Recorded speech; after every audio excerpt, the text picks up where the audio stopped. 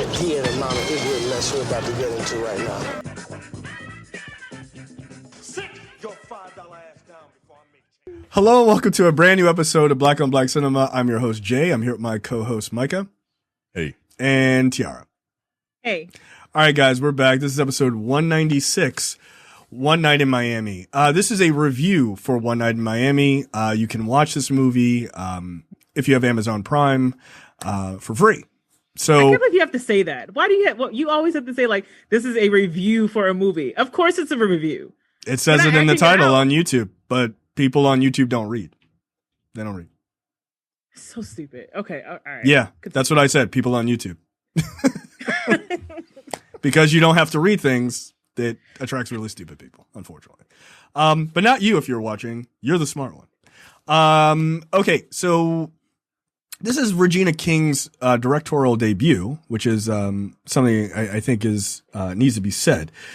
This is starring Kingsley Ben-Adir, or Adder, Eli Gorey, Aldous Hodge, and Leslie Odom Jr. So the log line for this film is a sort of fictional retelling of one night Malcolm X, Muhammad Ali, Jim Brown, and Sam Cooke are all staying in a hotel, and they are having a conversation about their impact sort of during the, upheaval of the 1960s, the night after Muhammad Ali becomes the heavyweight champion of the world. Against Sonny Liston. So that is the general premise. I will start with Micah and get your thoughts. I watched this a while ago, and it is this is a great movie. Hell of a performance from all of the leads. This I believe this was a play at one point. Mm-hmm. Feels like Yep. It feels like it, but it feels like there's a little more. There's a little more to it. I guess it's just because there are other, there are a few other locations, but I'm really digging this like filmed theater approach to movies, to play adaptations. Mm-hmm. I would like to see more of them. Now I don't know what I like more. Like just an actual stage play on film, a la Hamilton, or this, which is a play adapted to film. But I'm digging it because it's a lot of good actors acting good, and hell of a review. Well, hey man, I don't know what to tell you, man. No, you're not wrong. It's hard to just heap praise. You know what I mean? Yeah, like it is. I'm trying to find things to really like nitpick, but I don't have too many. This is just a great movie. Bravo, Regina King. Tiara. I loved it. I tried to watch it once before, but I wasn't as interested in it. And then I had some time yesterday to really kind of immerse myself in the film. And yeah, it is a stage play originally. So that's why it kind of feels that way. This is something I will love to see on stage. And when I was looking at Wikipedia for this movie, I saw that what's his name? Leslie Odom Jr. is nominated for Best Supporting Actor for this year's Oscars. Yeah. Makes total sense. It kind of makes me sad because I feel like we're kind of starting, or like we have to hold on to these stories from the 1960s and the civil rights movement because a lot of our leaders have either already died or they are dying now. So this feels like a really good way to just keep those stories alive, even if they are fictionalized accounts. Mm-hmm. To me, there are some parts of the film where I'm like, ooh, this is super relevant now. Particularly when it comes to colorism and lighter skinned people seemingly being more militant than us darker folks, which I thought was very important. And then some of just the casual racism that you hear from certain white characters. And then also what I think is still something that we talk about now, which is like, what is your role in the struggle for Black freedom. Is there a right way to make us free? Is it economic freedom, or is it saying all white people are the devil, good riddance to a president that was assassinated? Like, and I think that's something that Black people sometimes struggle with as you get older, and you learn more about the world and how racism impacts your life, or maybe not impact your life as someone else. So I thought this was excellent. I don't know if I would watch it again, but if I do see it, I would love to see it on the stage. Okay. All right. I thought it was very good.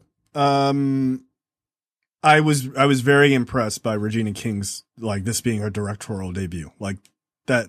And it's an impressive movie.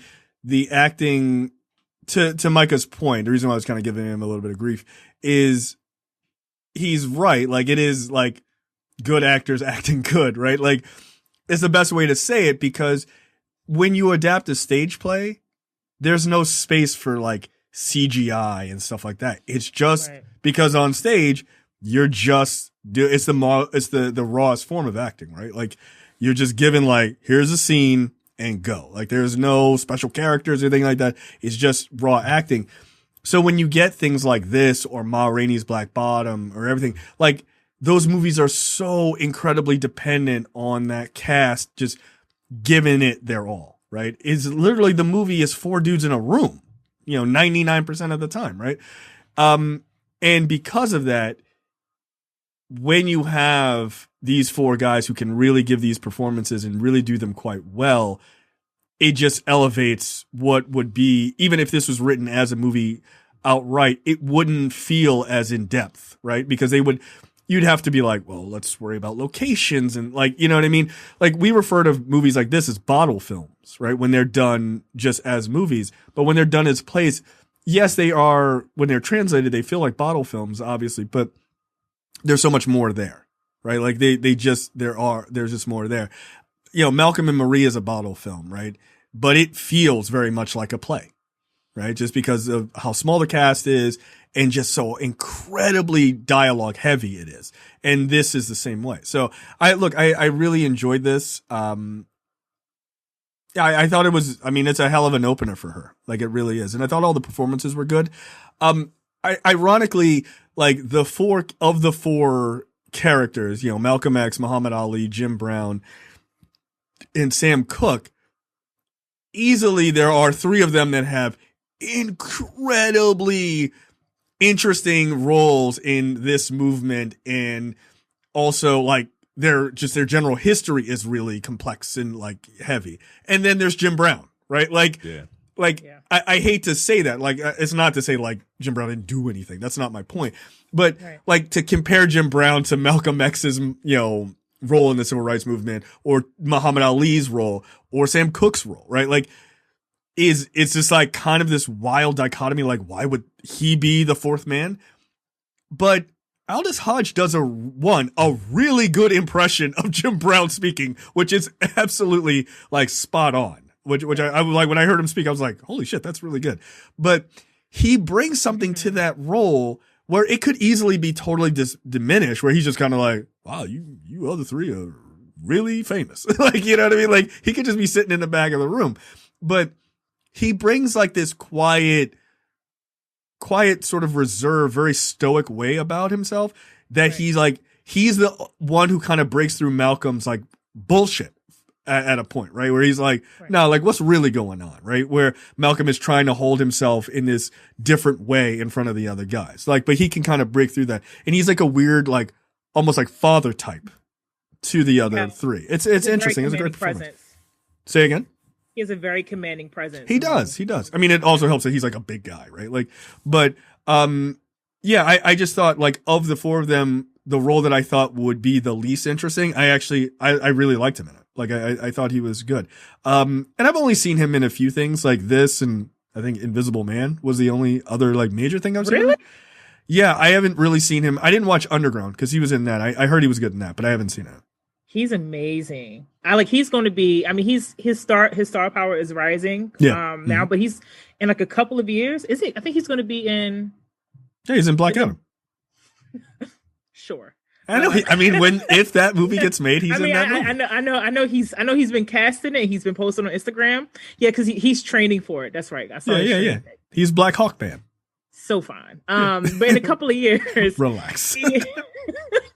Look, have you heard his voice? I've seen him. Yes. Thank you. In a couple of years, he's going to be like one of those actors that you're just going to see in everything. Yeah, I feel like that's like true. in everything. He's already been in things you've seen. You just don't know it, right? Like he was in A Good Day to Die Hard. He was in Straight Outta Compton. He played MC Ren in Straight Outta Compton. Oh fuck, that's right. Yeah, he was in Hidden Figures. He was in, like you said, Invisible Man. So he's been in stuff. Yeah, he's done a lot of like pretty decent television. He like was that's the original Derwin Davis. For people who watched The Game with Tia Mowry, he was the original Derwin Davis like a long time ago, but then got recast because I think he went to go do something else. He went to go like wash his hair or anything. He was like, I gotta go. So Ben Kingsley Adair, yeah. I would love to see him portray Malcolm again. I thought he was pretty good. I would. I know, like for Denzel's Malcolm X, one of the things that people got on him about was that he didn't look like him, didn't look anything like Malcolm. But I feel like Ben Kingsley Adair kind of does. He does. I mean, that's a shitty criticism. Like you could criticize like Denzel performance, Malcolm X, but like that's just the way the guy looks. Right? I know. Yeah. Boy, what are you gonna do? That being said, I'm sorry.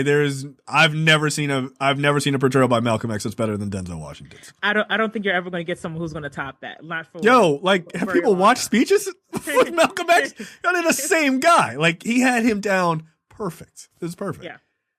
But I thought this guy did really good. Mm-hmm. He gave his performance as Malcolm was.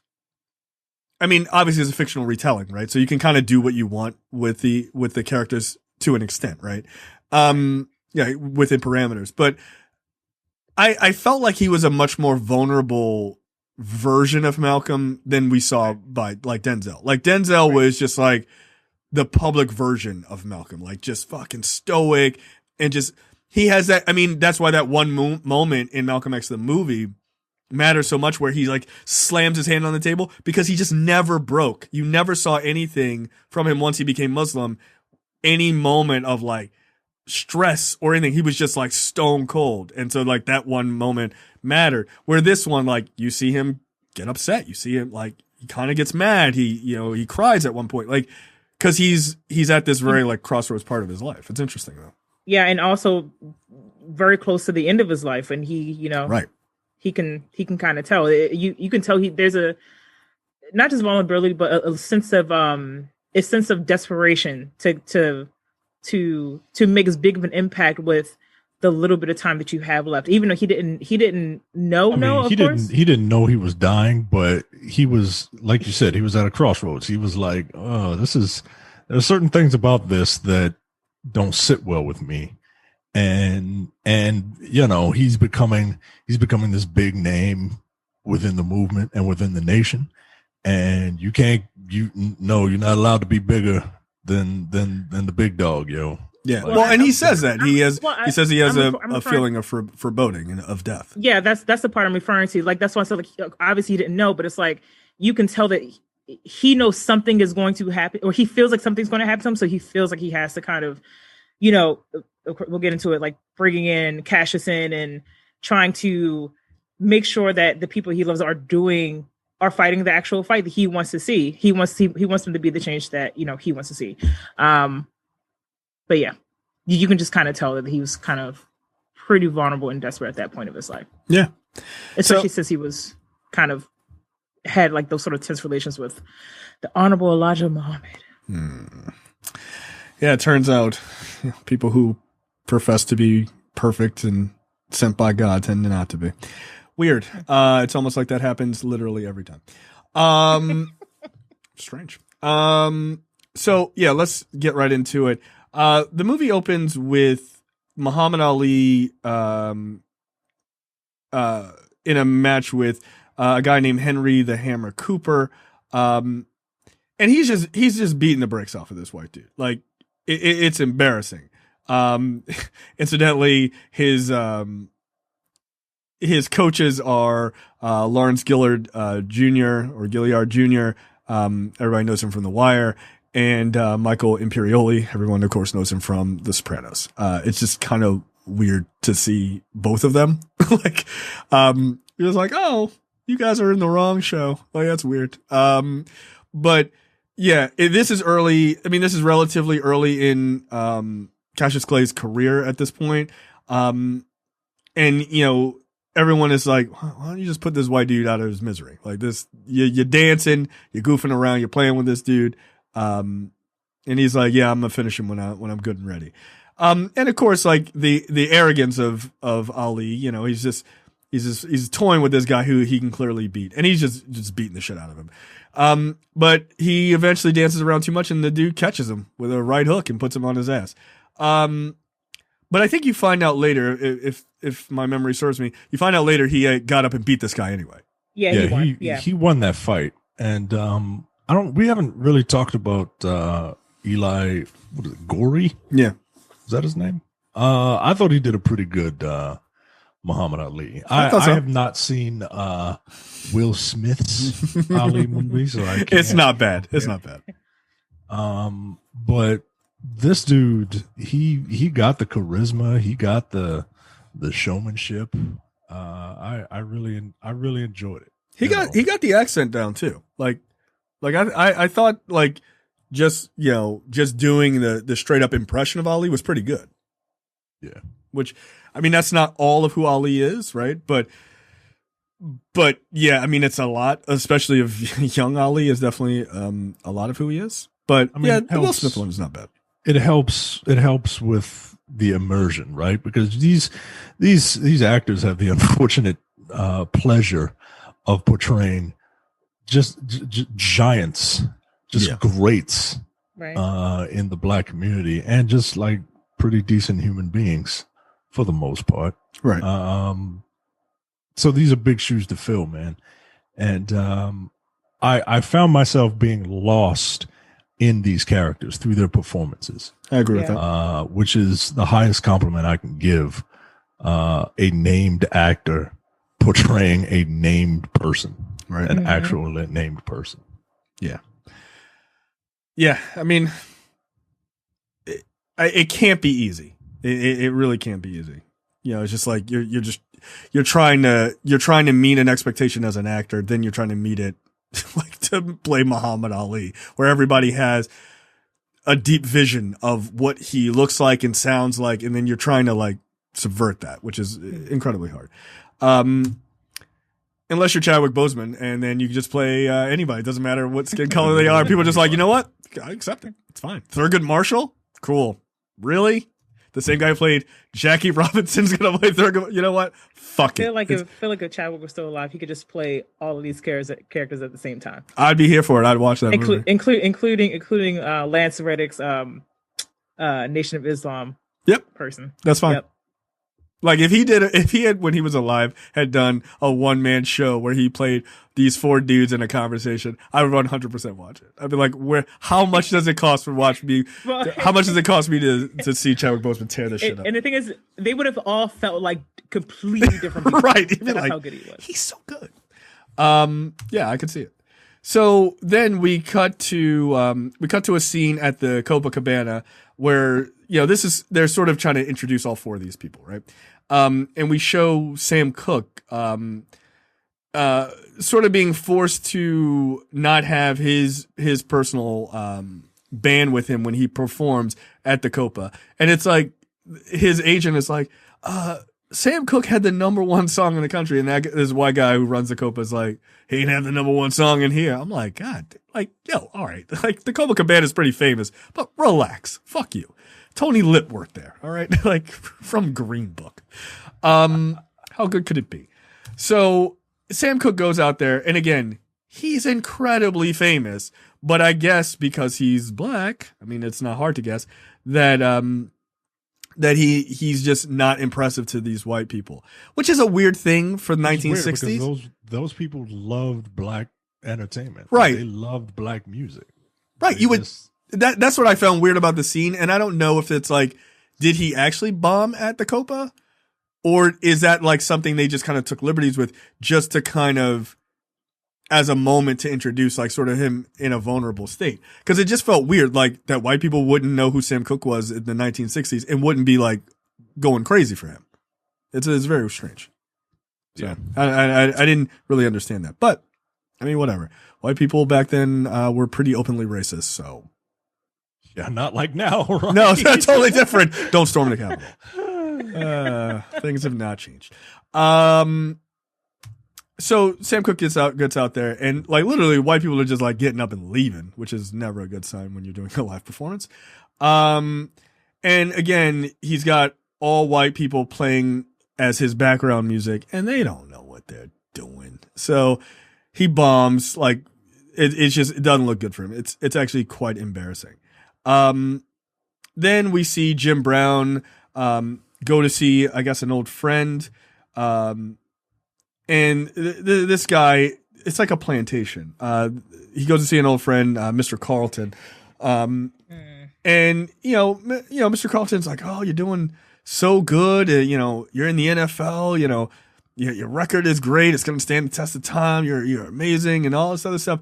But like the entire time you're watching this scene, like from the get go, when he goes up to the door, and this white woman is like, "Can I help you? What is your big nigga ass doing down here?" And he's like, "Oh, can you tell your father I'm Jim Brown from the NFL?" And she's like, "Oh, Jim Brown, like, oh, you're famous." And it's the bank scene from Falcon and the Winter Soldier. "Oh shit, I know who you are now." "Oh, you're one of them special niggas." Oh. Right, exactly. Like it was weird because you just felt like I don't know about you, but I was waiting for the other shoe to drop. Yeah. Right? Like there was something about it. And, eventually, it happens. He lays a bunch of praise on him, but, the Mr. Carlton is like, "Well, I gotta move a couch. My old ass gotta move a couch," or some shit like that, right? And Jim Brown, super nigga, the biggest black person they've ever seen in their entire life, is like, "Oh, hey, I don't mind helping you move this couch with my two bare arms," right? And he's just like, "Come on now, Jim. We don't allow niggers in the house." I'm just like, there it is. Oh, I was definitely waiting for the other shoe to drop. I don't know that I knew the shoe was going to be that big and obvious. I didn't know. Right. God, damn. It was just like he said it comfortably, like it was a slipper that dropped.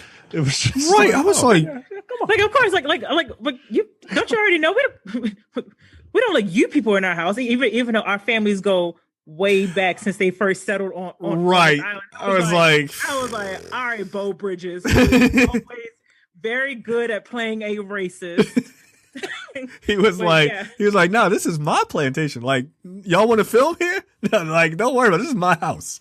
And then like just like right after he says that, he's like, "Okay, well, go back out there and make us proud." I'm like, this.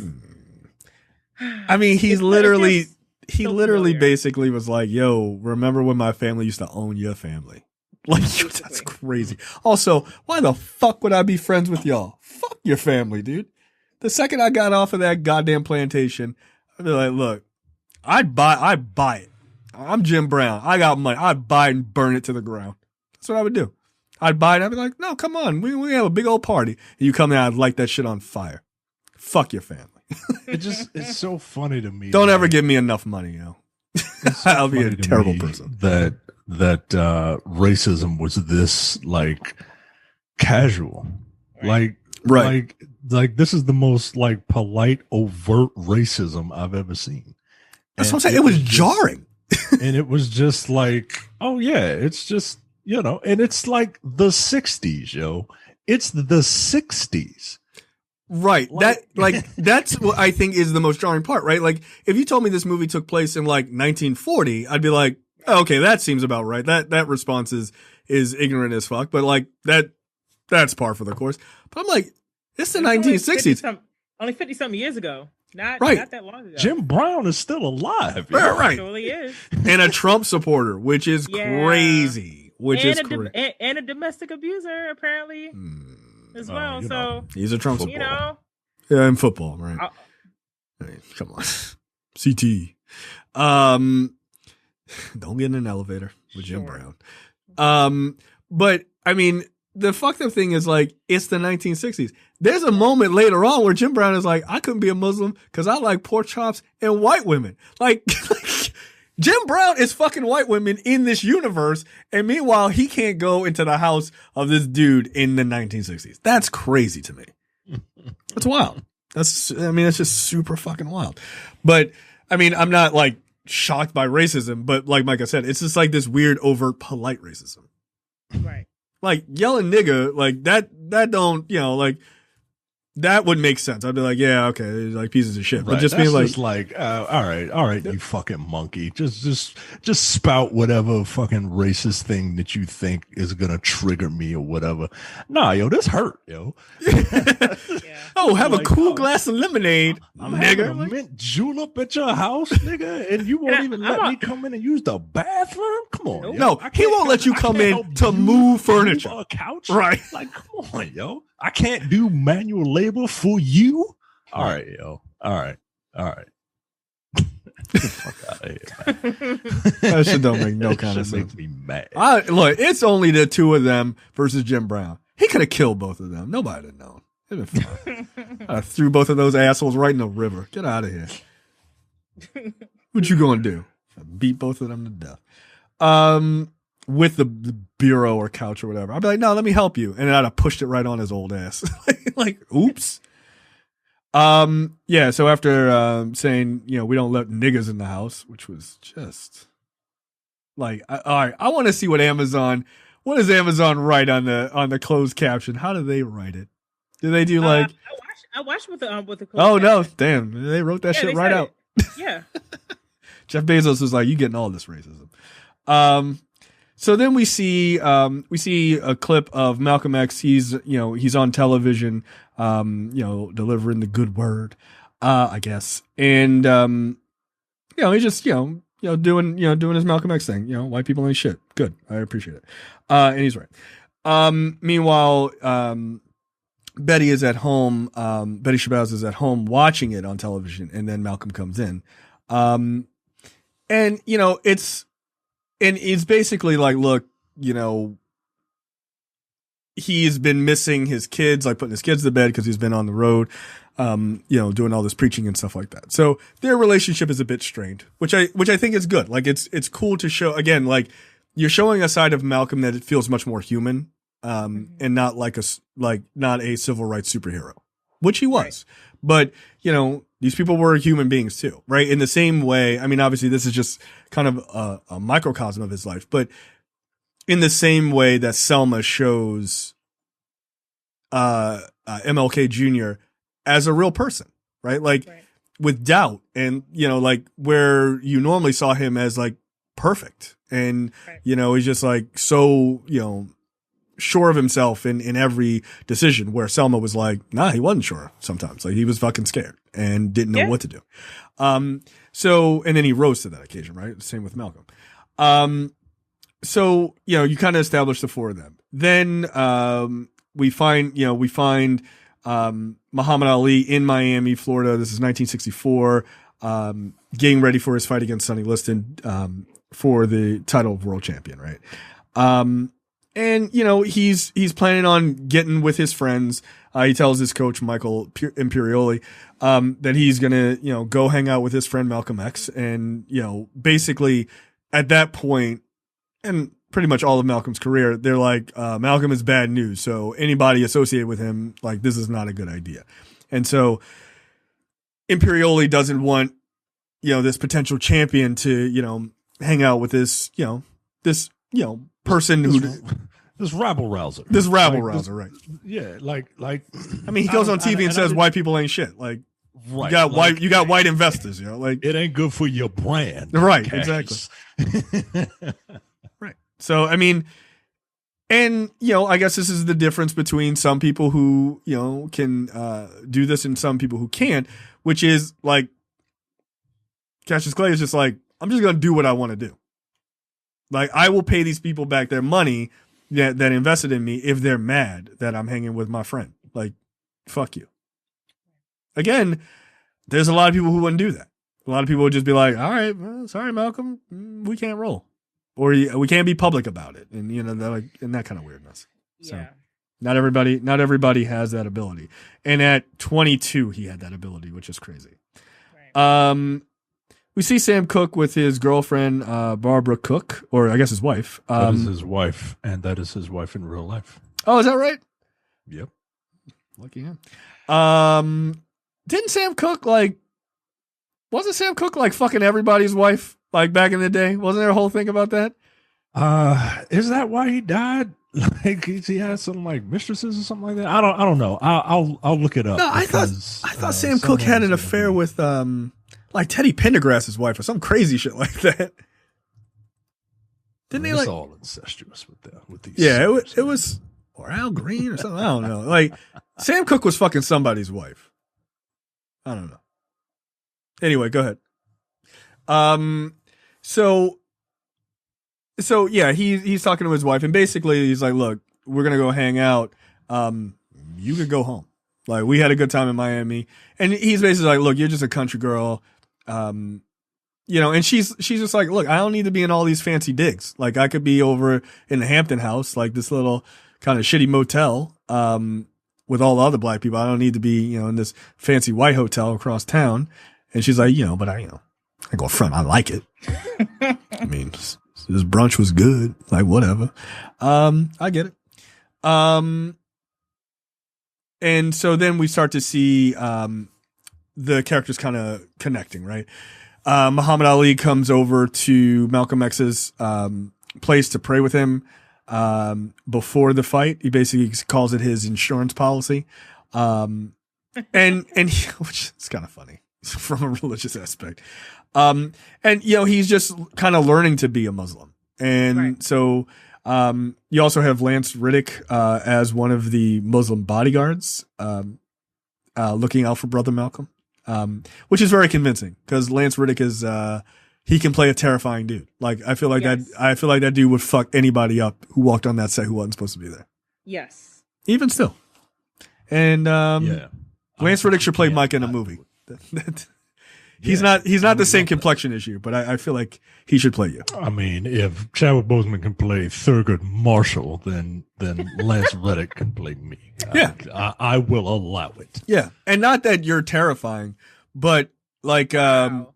no, you're not at all. No, I avoid confrontation. Yeah, no, because he's once shit. it happens, pull the knife out, and it's game over. Right. That sounds like something. terrifying. Yeah, that sounds like Lance Riddick. He's a nice guy, and then he stabs you. I believe. Lance Reddick's from Baltimore. Yeah, that also is it? makes sense. Yeah, he is. That makes sense. He don't sound like it. No, but he is. no, he really does not. But I kind of wish he did. To be honest, for all the roles he With a played. Baltimore accent. Wait a minute. Yeah, hell Is yeah. he really? Yeah, he is. Yeah. Also, Lance Riddick for Professor X. That's my Wow. casting. This He really is is. bullshit. Yeah, that's like Nico. What part of Baltimore are you from? What? Not the Hey, same yo. part. Not the same part. Ta-Nehisi Coates is from. Right. At No, all. that his Baltimore accent, that is Thick. I don't care how many books he writes or reads. He can't get rid of that accent. no. No, it's too late. Yo. Yeah. It's too late. Nope. He didn't leave the city early enough. Like, Right. You gotta train to lose that accent. yes. Yeah, work hard. So yeah, Ali also explains while he's sitting there with Malcolm X, he also explains why he talks shit, which is pretty interesting. He gets it from wrestling. Yeah, he was a big, like, my father told me this a long time ago, that Muhammad Ali was a big wrestling fan, and him and James Brown. Like, oh, really? I didn't know that. Yeah, they specifically got the showboating and all that from a wrestler named Gorgeous George, Yeah. who would come to the ring in just these flamboyant outfits. And the reason he did it, they didn't have TV and shit back then. Everybody had to be in like arenas. So the reason he dressed so garishly and made a big spectacle of himself is that so people in the cheap seats could recognize who he is.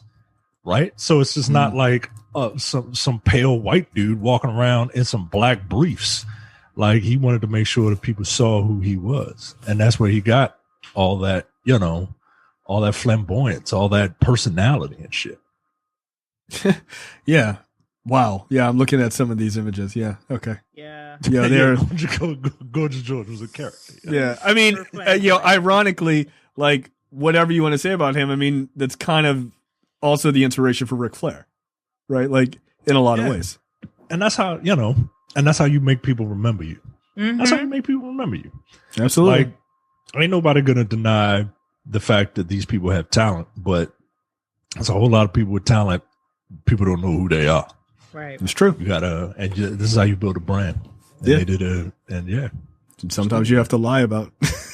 sometimes you gotta lie about who you are. Yeah, you what do. you do, or I how agree. many people listen. Look, it's not, Sometimes you got to lie. it's not a lie if they believe it, if you believe it. That's true. It's a matter of circumstance. It's a matter of circumstance. Hey. It's hilarious. This episode brought to you by Coca-Cola. No, I'm kidding. Relax, relax. That'd be nice.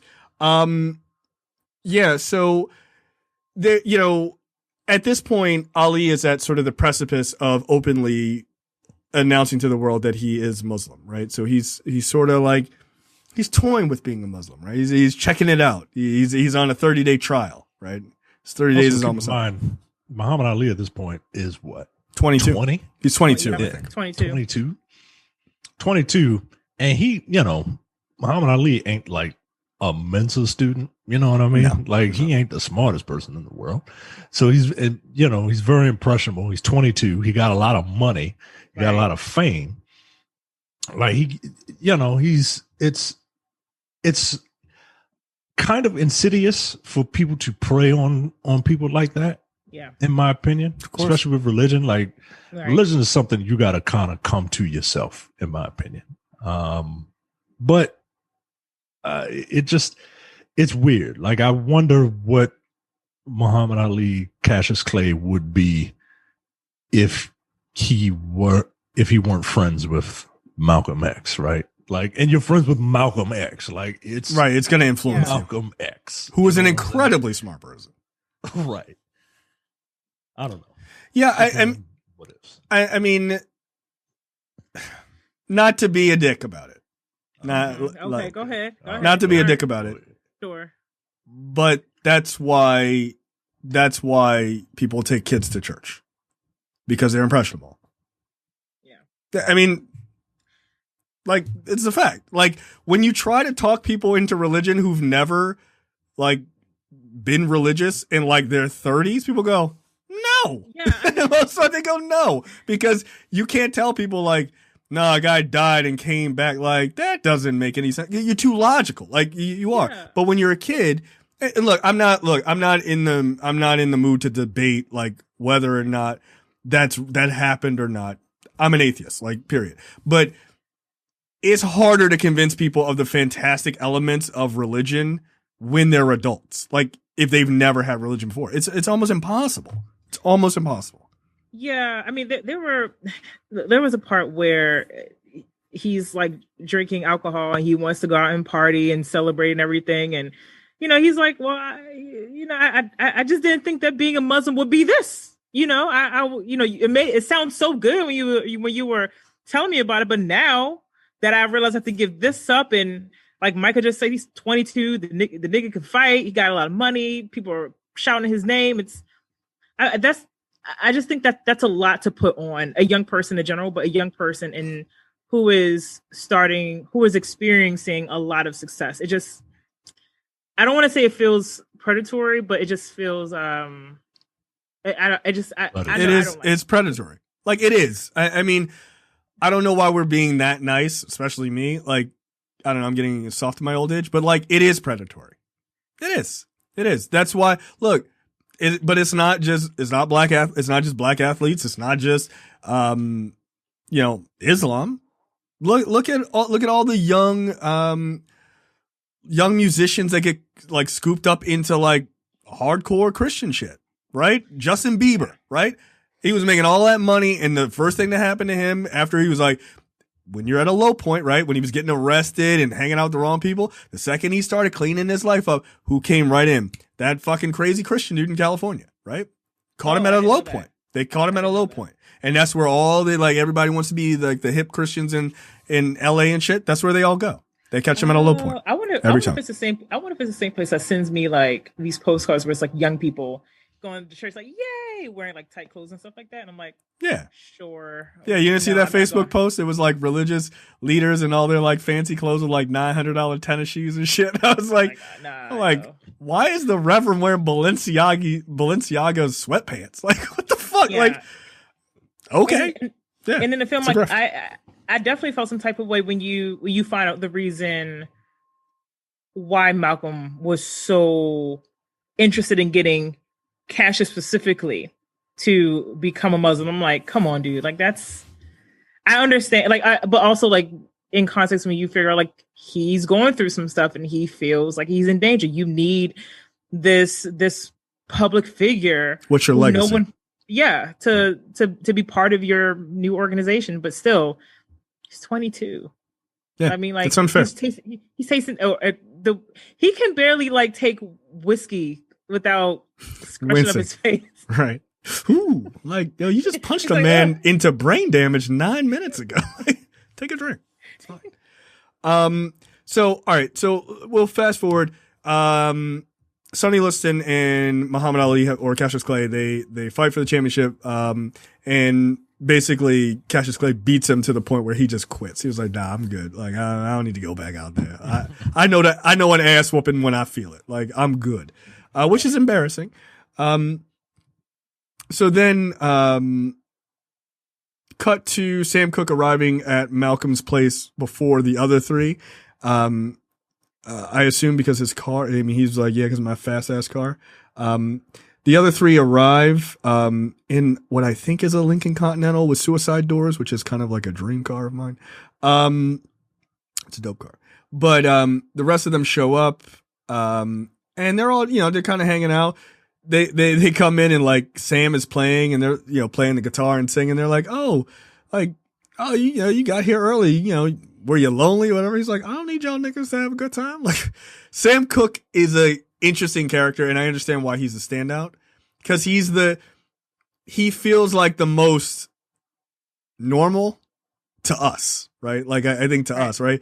He's like, yeah, let's party. Like, Malcolm doesn't feel like a normal person. You're fucking Malcolm X. Like, right. You're one of the icons of the civil rights movement. Sam Cooke is a singer, of course, and an incredible fucking musician, but his perspective feels much more normal, right? Like, as this regular guy, what am I trying to do? Like, what is my role? Because that's what his whole journey is.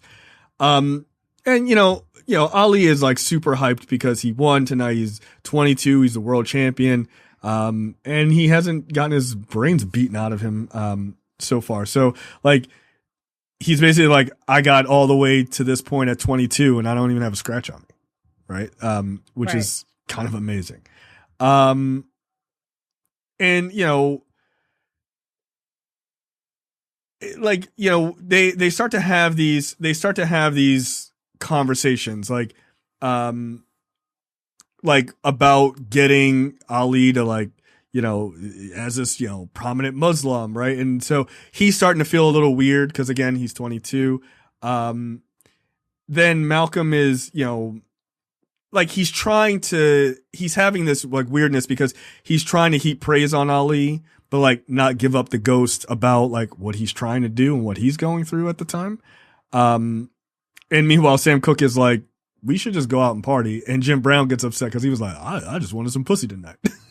Which was a fucking hilarious line. I was like, this nigga's honest. He was just like, yo, this is what I'm trying to do. So then we see Malcolm go outside to go get his camera. He ends up using the phone. He sees like two white dudes, so he starts kind of getting a little freaked out because he thinks he's being followed. Spoiler alert, he probably was. This was apparently added for the movie. It wasn't in the play. Really? Oh, not in the play. Yeah, that he was a big photography fan. But apparently famous photographer Jordan Parks described Malcolm X as using the camera to take evidence. So yeah, he liked photography, but he also kept that camera to apparently document, to basically do what we do now with our phones. I mean, makes sense. Yeah, I mean, there's some pretty famous pictures of him taking pictures when he's in Mecca. So yeah, that makes sense. I just find Malcolm X to be one of the most fascinating people in history, to be honest. So, they're trying to, like, when Malcolm is downstairs talking to his daughter, the other three are talking, or the other two are talking to Cash, and they're like, "You really trying to be a Muslim? Like, you trying to give up pork chops, alcohol, white women? Like, you sure?" And so that part's kind of funny. But again, we see more of a strained relationship between Malcolm and Betty, right? And it's just more vulnerability. Is more vulnerability for Malcolm.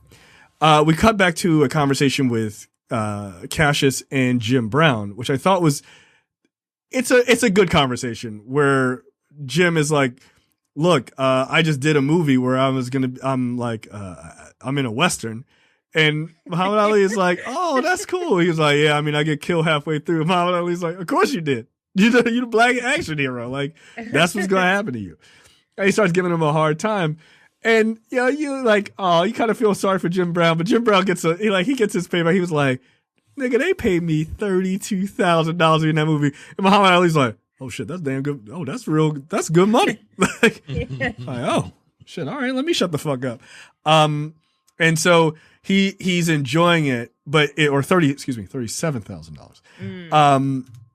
And he's enjoying being an actor. And I think, like, this is, I mean, obviously later on we learn more about that, but like, this is his moment of like, am I just going to get myself destroyed as, a gladiator for white people entertainment, for the rest of my life? Or am I going to do something that I want to do? And so he chooses obviously the latter, which I think for his health was a better idea. So yes, good for him. Because he's still alive. Yeah. I mean, clearly he ain't thinking that straight, being a Trump supporter. I'm like, nigga, did the CTE take a couple years to kick in? What the fuck are you doing? That's just how some black people are when they get older, especially when they get money and they get older.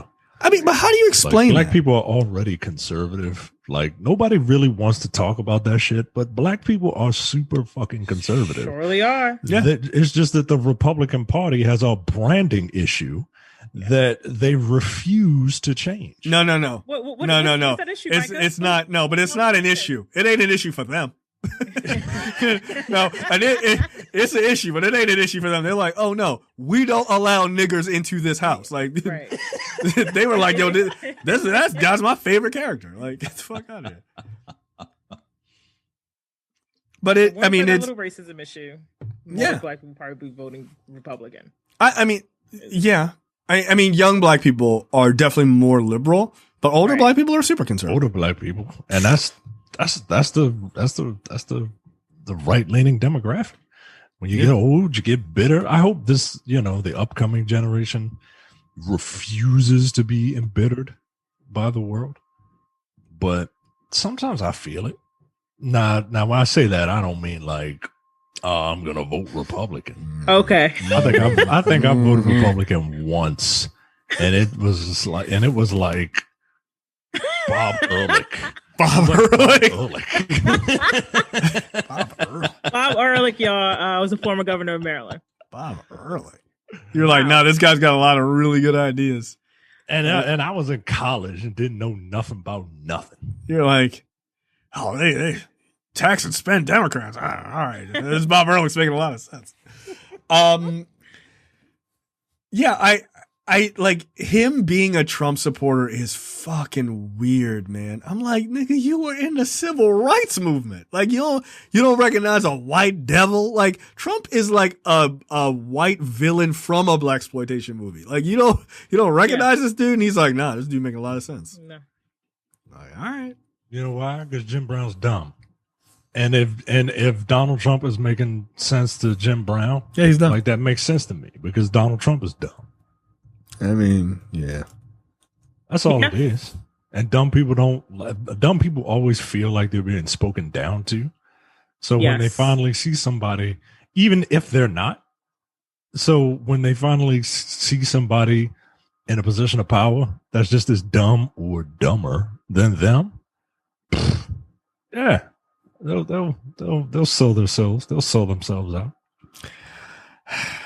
As just saw an article, Jim Brown and Donald Trump. I find myself really pulling for the president. All right, Shut up. All right, nigga. Like, come on, nigga. Come on. You sitting in the same room with Malcolm X early in your life, and it's like, nah, but Donald Trump, he got it. Like, damn, nigga, how much money did they pay you? Like, for real. God damn. Morally dubious.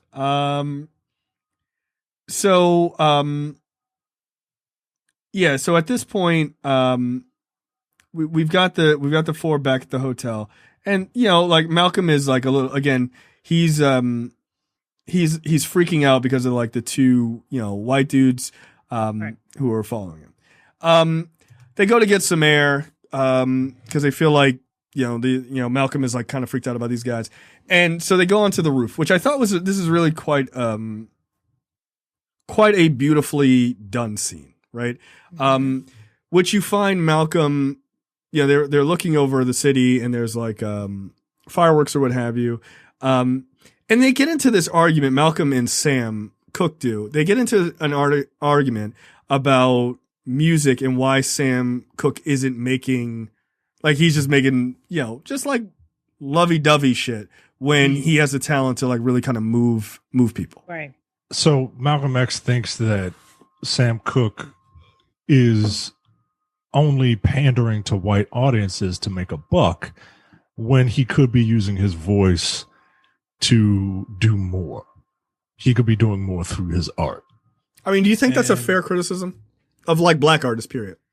I don't think that's anyone's right to you can have an opinion on it, but Right. it takes a lot of balls to just go up and just tell somebody you are talented and you need to help black people because, like, that's I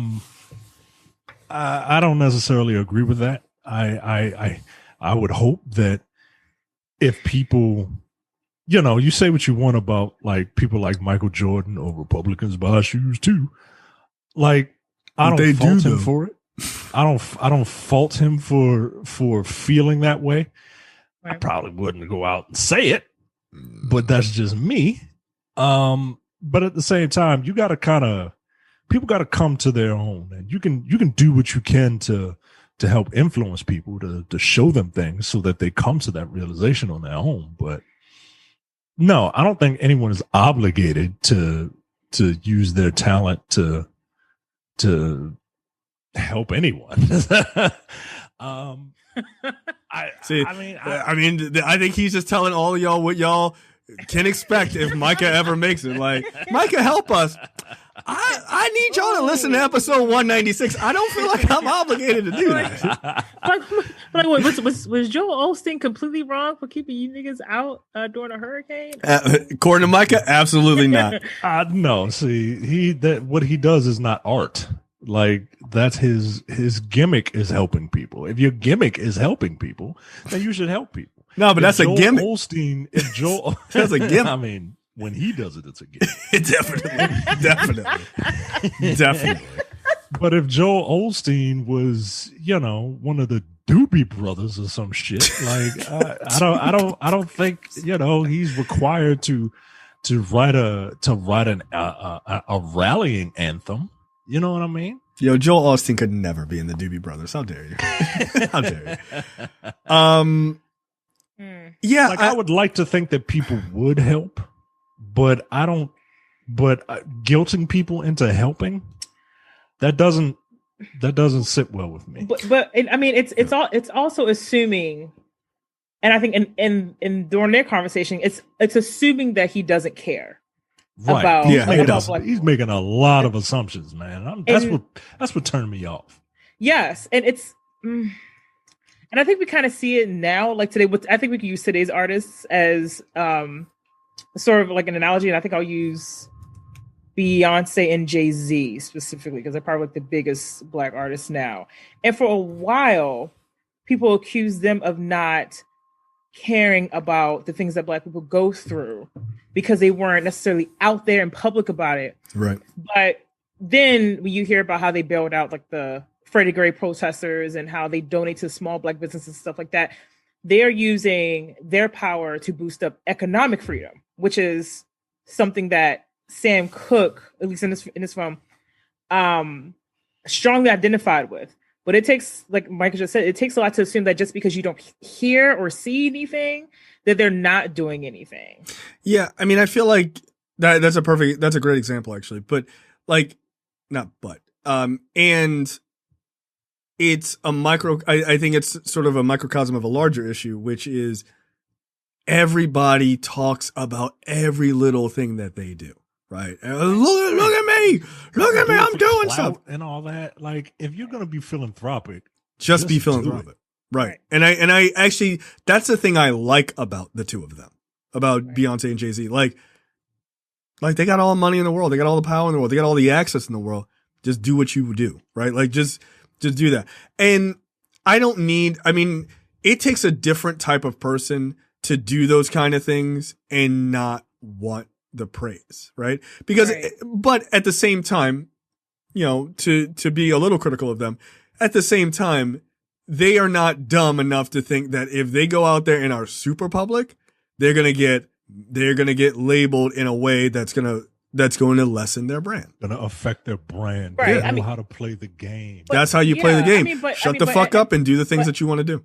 I think that is probably more true a few years ago than it probably is today, because today they are a little bit more open about the things that they do, not like Malcolm X, but because they've amassed so much power where they really don't have to rely on much of anyone. That's true. They are a bit more outspoken nowadays. I'd be outspoken if me and my wife were collectively a billionaire. Then I would. They have fuck you money at this point. Yeah, well, you got like 10 million. We got $10 million. You gotta shut the fuck up. You gotta be quiet. You can't say too much. I feel like the money can just amplifies who you already are. So I feel like if you're already a giving person who cares about people, or if you have villainous tendencies, and identify with a certain villain who wears a mask that is like behind you. I don't have money though. I don't have money. But I'll have money. That's his only answer. But I'll have money though. So I don't understand where that's going, because I don't have money. You need to be looking at Jeff Bezos. That motherfucker's Lex Luthor. Yeah, he pretty much is. I mean, that's not untrue. As long as my shit comes within 2 days, hey. See, you part of the problem. Just I like am. me. Yes, I'm part of the. Wait. We're not the same, but I am. We are not the same. We are not. I like how you stop mid sentence. We are not the same. I had to get that shit out. But like, I mean, I see it all the time. Like when, especially on Twitter, like kind of like what you said. Like, everyone is always like, "I'm doing this. Give me." They have to. And it's like it's irritating. It draws a line between like, are you being performative? Is this about you, or is this about the people you're trying to serve? That's why I don't believe half of the shit people post. That's why I don't. People, they lie all the time, dude. When I see people, I got into Harvard, y'all. I'd be like, and people are like 16,000 retweets. I'm like, how do you even know this is true? Like, I think people just lie, yo.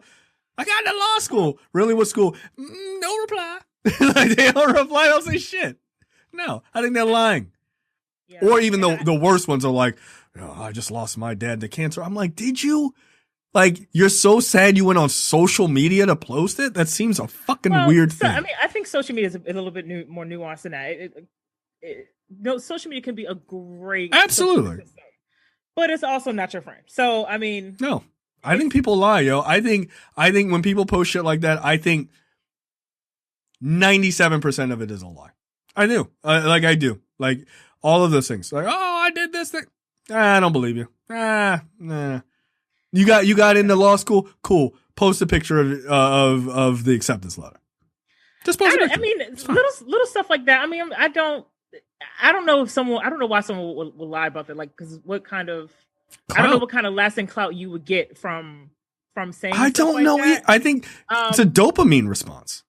Right. It's it's the feeling of community and wanting to be successful. But I think between this conversation between Malcolm and Sam, and also I can't remember which one made a dig at him, but one of them was like, Malcolm, you don't have a job. Like you don't. Yeah, it was I think it was Jim, right? Jim Brown was like, nigga, you don't have a job. But it's like, you right. But, technically. And this is, I guess, a question I wanted to pose to both of you is like, when Sam talks about economic freedom, how much of that resonated with you versus what Malcolm was saying about not using his talent to talk about real issues, and then bringing up Bob Dylan's song as like, this white man basically doing it better than you? Nope, don't say that shit to me, yo. Yeah, we would have been some furniture moving. Like, nah, yo, we gotta fight. Yeah. Malcolm X got thrown off a roof that night. That's the headline the next morning. I like how Jim Brown said, "Ooh, y'all brought out the knives, and I feel like I'm about to get stabbed, and I'm fitting to hurt somebody." Right, he was ready to fight, yo. And I was like, God damn, yo, like, because one, that's in a way black checking, right? That's black checking. And I fucking hate it. I hate checking people of if I say I'm this, believe me. You don't have to quiz me on that shit. No, like, that shit pisses me off, man. I didn't see you're talking about the specific comparison to Bob Dylan. This white man is doing this. This white man is doing what you're supposed to be doing better than you. Right. I didn't take it as necessarily. I didn't take it as black checking, though. I get your point. I'm not a fan of black checking at all. It shit pisses me off. It's ridiculous. To quote a very famous black person, "Black is not what I'm trying to be. It is what I am." And like, so like, you can't take blackness away from people just because like you don't like something they do. Period. But apparently you could take away someone's nigger privileges. Yeah, no, you should. Yeah, because you're half black. Yeah, no. You can say "ne" or you could say "guh." You can't say both. Obama says nigga in one of his books. He does. Does he? He does. Yeah, you can get the soundboard from it, so you can actually get audio of Barack Obama saying nigga. It's hilarious. Yeah. Because he reads the whole book. Guess what? He can't say it either. Nah, fuck that. He can say it. Okay, No, right. nigga, you can't say it now. Fuck that. He should come back and pass a law that you can't say it. Get out of here. You don't even believe. What did he do for black people? What did he do for black people specifically in the 8 years that he was president? Nothing. Drone strikes, Micah. Drone strikes. Isn't that the argument that people make? Micah, my cousin, Lord Shorty from East Preston Street is still locked up, and Obama ain't get him out. So I mean, he what right. He do for black people specifically? I mean, he killed 9 people, but like, you gotta let him out too. Like, no, nigga. Look, this back to this movie. Barack Obama can't say it. So I don't give a fuck. No, but I'm sorry. Let me just quickly finish my point.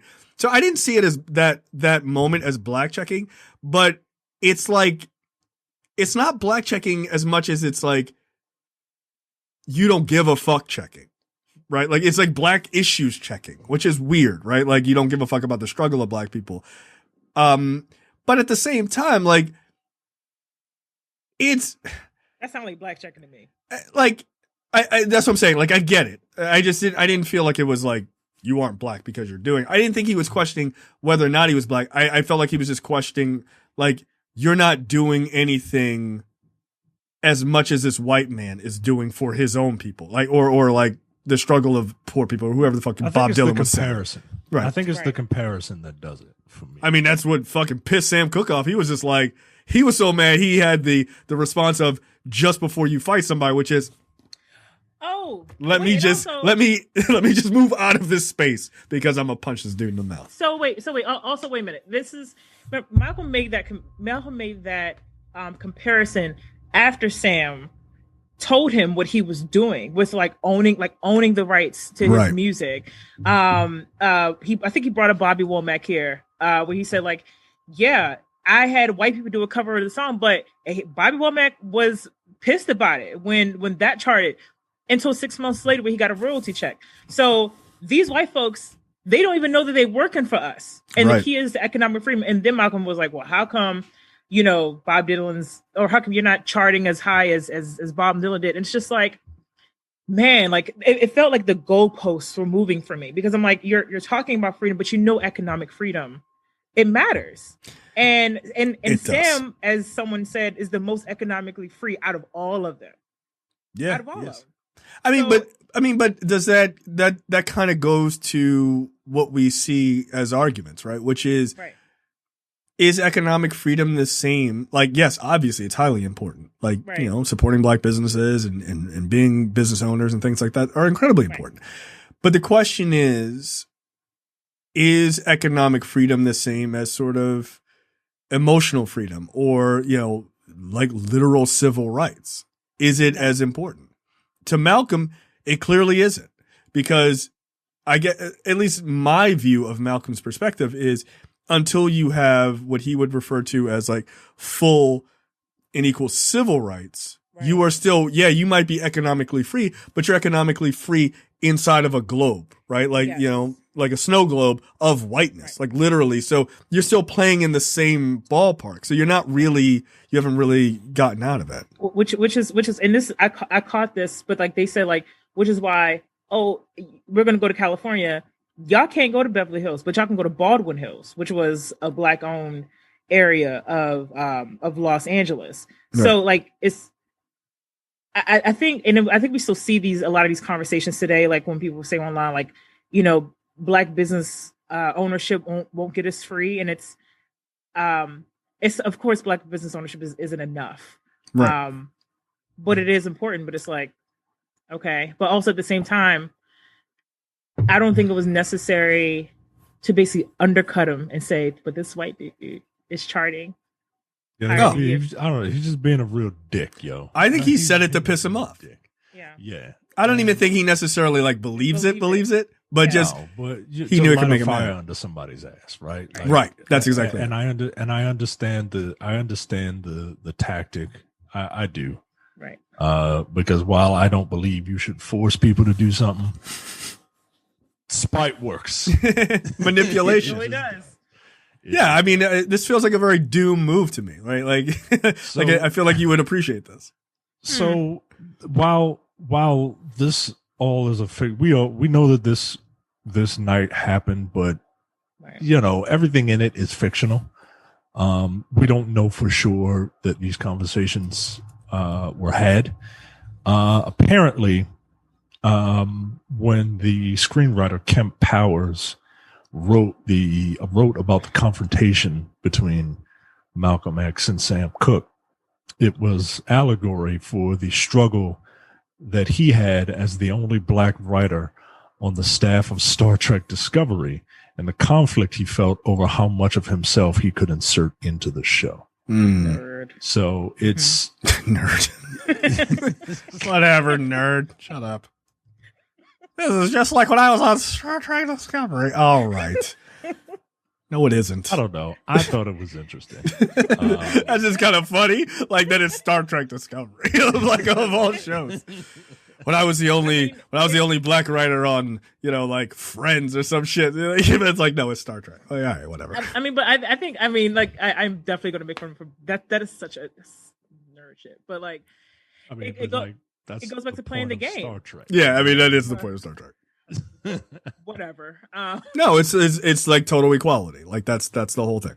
And it's like also asking like, how much of the game do you have to play to succeed and get yourself free? Which is like, I think part of definitely one of the main points of their debate. And look, for some of us, depending where you are, we have to play the game whether we like it or not. But it doesn't. Yeah. It may not. It may not change up how we feel about the situation we're in. Like, it's very clear that Sam Cooke does not give a fuck about white people, as Jim Brown brought up later on. He really does not. Like, but this is a hand that you're dealt. How are you going to play it? Because at the end of the day, you're both fighting against the same thing, which is obviously like white supremacy. So, right. You know, and it's funny. Like, I don't know if a lot of people know this, but like, yes, Malcolm is clearly trying to light a fire under Sam's ass, right? Like, right. He's doing a little bit of trolling, right? But at the same time, I mean, Malcolm is on record of like really not fucking with like entertainers who are like trying to like work in the civil rights movement. Like he's had some like pretty harsh things to say about like Harry Belafonte. He's like, get the fuck out of here with that banana man bullshit. Like, no, dude, I'm in the real shit. You over there. Like, get out of here. But it's like, no, yo, Harry Belafonte was like, he did the work. Like, yeah, he was singing about, you know, call Mr. Tallyman, but like, nah, like that dude was not pretending to be like hunky dory with white people in America at all. And to this day, like that dude outlived all of them. So, I mean, Malcolm definitely had some history with like not appreciating celebrities who he didn't think were walking the walk, which is interesting. But at the same time in this, they kind of call him out for being kind of a star fucker. Like he's always around black celebrities, which it's like, so which side is it? You know, like it's kind of an interesting thing. Right. And again, Malcolm wasn't dumb, right? And he I'm sure he recognizes the power of celebrity and how do you use that, right, to get your message out, which is what he does with Cassius Clay, obviously, or what he plans to do. So yeah, they get into this argument, and basically they are damn near getting ready to fight because, you know, Lance Riddick was like, he fucking heard that shit and just like bust through the door, and he was like, oh, I'm here to protect the brother minister. And they were like, all right, like chill out. And then the dude was gonna come at him, and Jim Brown is like, trust me, you don't want to do that. Like, I knock your ass out. It's like Lance Riddick was like, you got it. God is good. Yeah, right. Like he was like, nah, I don't want that smoke. Like I get it. Like, and Lance Riddick is like a head taller than that dude. He was like, yeah. Nah, it's cool. It's cool. I'm way too old for this shit. So, I mean, look, you know, sort of the celebrity voice in how they use it, is important, right? Because I do think while Malcolm is being a dick to Sam, like he's not wrong in some aspects, right? Where I do get a little bothered by some people who I think have a voice and never use it. But like will weirdly go to bat for other things, right? But they're not willing to sort of, and I feel hypocritical in saying this, but like will not put up when it comes to like race issues, right? But at the same time, like Micah said, and I don't disagree with it, you can't force people into wanting to, you know, put their careers on the line, right? You can't force everybody to be,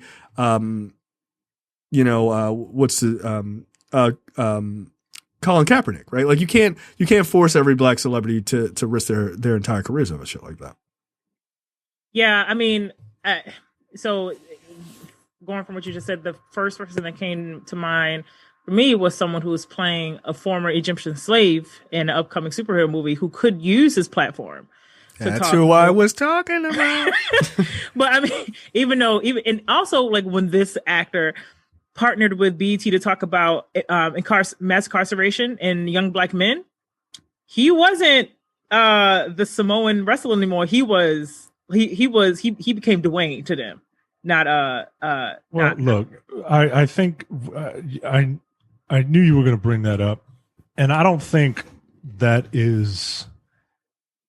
I think the more pertinent thing to bring up when you talk about that mass incarceration doc is that white people started turning on him. Not his blackness, not like, oh, his black side came out. Like, The Rock's black, right? He is. He just is. He's black and Samoan. Like, he's biracial. But the fact that the second that he showed a little bit of empathy towards injustice that wasn't directly affected by what, you know, related to white people, his fan base started to turn on it. Mm-hmm. Like, that's how I know The Rock is black. Like that right there will prove that. That's all the proof I need. Like, we give The Rock a hard time on this network because, you know, it's just, sometimes it's just too fucking much. Nigga. Like, calm down. We know you got tequila, right? But at the same time, this man was in the Tyler Perry movie too, so that's also like how we know he's black. But like, I don't know. I'm just not as hard on that dumb can't say the N-word guy that I feel like most people are. You know what I mean? It is not his responsibility to speak for us. It's not. If he wants to, great. He will be a wonderful voice to have. Any voice would be a wonderful voice to have, but especially not any voice.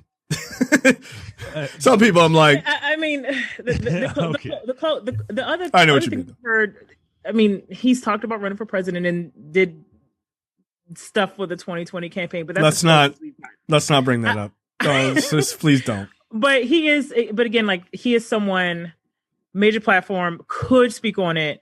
Good. Doesn't very much, or if he does, it's very like it's definitely very inclusive. Like, oh guys, let's all vote for Biden and Harris because we want COVID vaccines and stuff like that. So very safe things. But again, like if he doesn't want to talk about more racial specific issues, like what are you going to do? And also like he's not obligated to do that, obviously. No, he's not. And that's what I'm saying. Like, I'm not going to tell the guy, like, I'm not going to be mad at him because he doesn't. Right. But one of the biggest stars in Hollywood who has a very black father, right? Like, it is inarguable. The Rock is like, his dad doesn't look half anything. His dad looks like his daddy's black. His dad was black as fuck. Black. Yes. Right. Mm-hmm. It would be nice because celebrity carries weight. And with it, with great power comes great responsibility, nerd.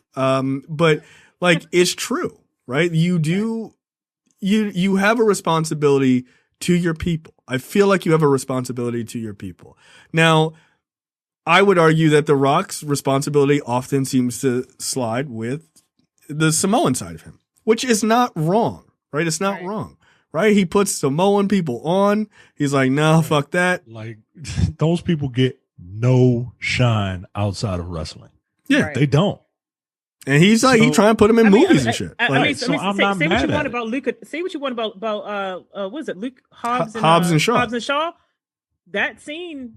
Yeah, he put a bunch of his people on, and I'm not mad at that. I'm truly not mad at that. But I would say, and I'm not a biracial person, so I can't speak from that experience. But what I would say is, like, as a biracial person of two minorities, why you don't ever talk about us, dog? Like, come on, man. Like, I don't know. He was on Ebony magazine's cover. He was on Jet. Yeah. That's the only time I think it's a problem is if you trade your blackness for, some sort of gain, like when it's convenient. And a lot, people accuse him of doing that. I don't. I know I wouldn't say I do that. I wouldn't say that outside of like that one Baywatch scene. All right, brother, stop that shit. Stop that shit. But I don't accuse him of that. But I don't know. It is, and I know I sound like Charles Barkley. You know what I mean? Like, I am not a role model, but like you are. But like, that's the double-edged sword of celebrity. Yeah. But at the same time, I'm not mad at you if you don't want to use your celebrity to fight causes. I get it, because celebrities are just regular ass people with money. Yeah. And most people don't want to give up money. How much money has anyone listening donated to a charity? I mean, not as much as any of the people we're talking about. Well, I mean, I get it, but at the same time, like, that mentality doesn't change doesn't necessarily change just because you have money. So, and something else, like, it makes me think of what Sam Cooke said in the movie about like representation. He said, like, well, isn't me being out there also enough to let other people like us know that they can do what I'm doing? Because one day it's not going to be, the black billboard and the white billboard is going to be all one thing. But isn't me just kind of being myself enough? And I think that's another question that we all like sometimes have to wrestle with, especially like when we experience the things of like unrest and shit. Well, yeah, I mean, man, like, it's very difficult to represent your race. Right. This is a thing why people do not understand. They never have to do it. They never understand it. They get to be individuals, but like with us, it's like They never do. you know, if we, where is the line where we get to be successful, however you want to define success, and being able to just live as Micah, a human being, a man who happens to be black, or Jay, same, like, versus feeling like you are still carrying all of the struggles that people who look like you, especially ancestors, have gone through, especially things that have gone through that wasn't too long ago. Right. So I would couple what you said with another part though, which is, you know, or failures, right? You're talking about the successes or your own failures. When does that not permeate as a representation of your own people? Like, and Malcolm brought that up too. He said there are plenty of people like you who are trying to do what you do, and then they fail, and then what?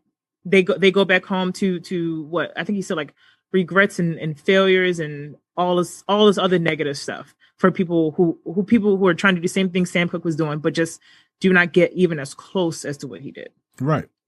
So yeah, I mean, yeah, we talked about that in the education episode of what was that series?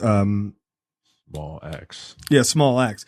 You know, that sort of collective effervescence when we saw like the little black kid reading, right? Because that didn't just feel like that little black kid reading, that felt like us reading, right? Like literally not us as in black people, but I mean like me personally, Micah personally, like it did, because we collectively get to enjoy that. But it's a double-edged sword. We collectively get to enjoy that, but we collectively get to do the thing where, oh, somebody killed 5 people at a store, and we're just like, please don't be black, please don't be black, please don't be black. When that DC guy, that thing that happened in DC, he was black, wasn't he? He was black. Both of them. Just like, man. Oh, what? Oh, recently you're talking about. Yeah. Oh, okay. Yeah. The most. I was just like, fuck, dude. Like, and then I thought to myself, wow, like other people don't have to think that. Nope, they never do. Like, God forbid an East Asian person does something fucked up in the next like month. God forbid, right? Because every East Asian person, whether they're Korean and this guy's Chinese or vice versa or whatever, all they are going to think is, fuck, they're going to associate that shit with us. I mean, they're already doing with COVID. All Asians are giving it to us. Like, oh, I'm from Laos. Like, what the fuck are you even talking about? Right? But it doesn't matter. Laos. I'm from Cleveland. right.